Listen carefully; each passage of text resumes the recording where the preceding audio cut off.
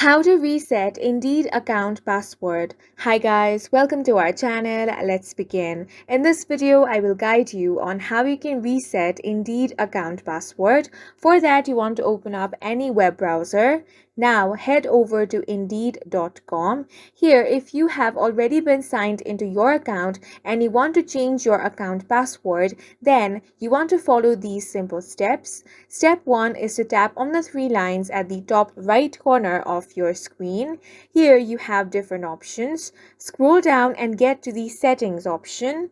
Once you tap on settings, you will have different settings here, such as account settings, communication settings, device management, and privacy settings.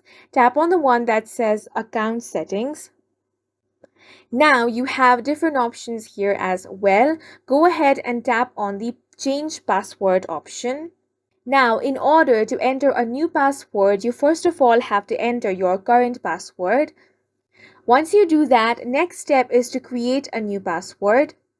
Once you have entered the new password, tap on the Save Password option. And as you can see, your password has been successfully updated, and this is how you can reset Indeed account password. And that's it for this video. If you found it helpful, please make sure to hit the like button and subscribe for more videos like this.